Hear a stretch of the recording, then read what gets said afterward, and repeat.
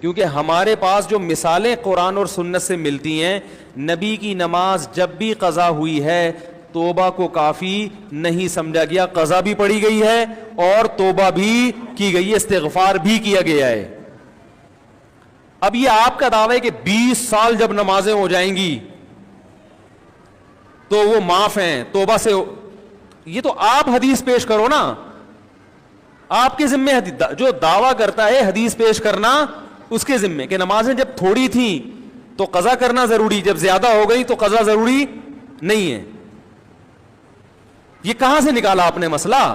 نماز تو نماز ہے بھائی، جب قرضہ آپ کے ذمے کسی کا ہوگا، چاہے وہ حقوق العباد کا قرضہ ہو چاہے وہ حقوق اللہ کا قرضہ، تو حقوق العباد میں بھی قرضہ بھی ادا کرنا ضروری اور معافی مانگنا بھی ضروری، حقوق اللہ میں بھی اللہ کا قرضہ ادا کرنا بھی ضروری اور معافی مانگنا بھی ضروری۔ حدیث میں آتا ہے دین اللہ احق ان یقضا، اللہ کا دین، اللہ کا قرضہ اس بات کے زیادہ لائق ہے کہ اس کو ادا کیا جائے۔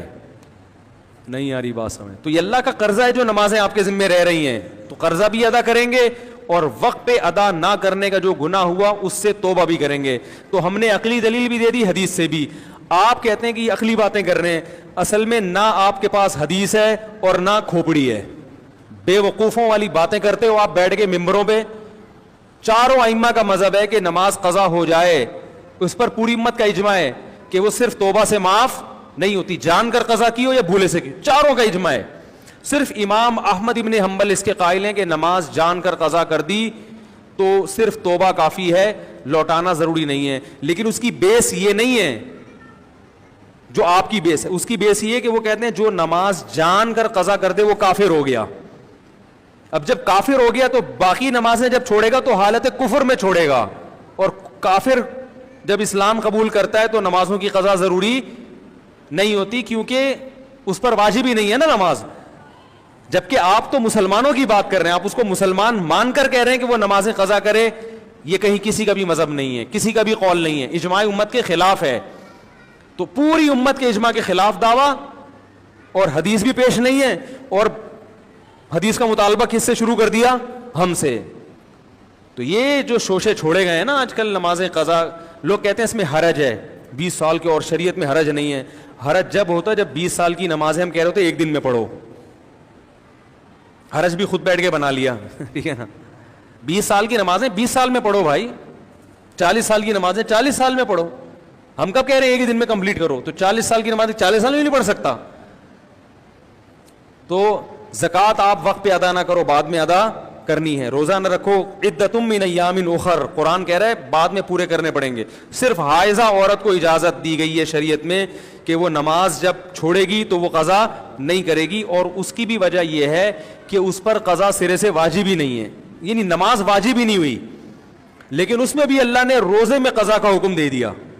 حالانکہ حائضہ عورت پہ روزے کی قضا واجب اصولی لحاظ سے نہیں ہونی چاہیے تھی، کیونکہ اس پہ روزہ واجب ہی نہیں تھا۔ ارے جس عورت کو حیض آتا ہے اس پہ روزہ واجب ہی نہیں ہوتا تو قضا کہاں سے واجب ہو؟ لیکن اللہ نے رکن کی اتنی رعایت کہ اللہ نے کہا روزہ پھر بھی رکھنا پڑے گا بعد میں۔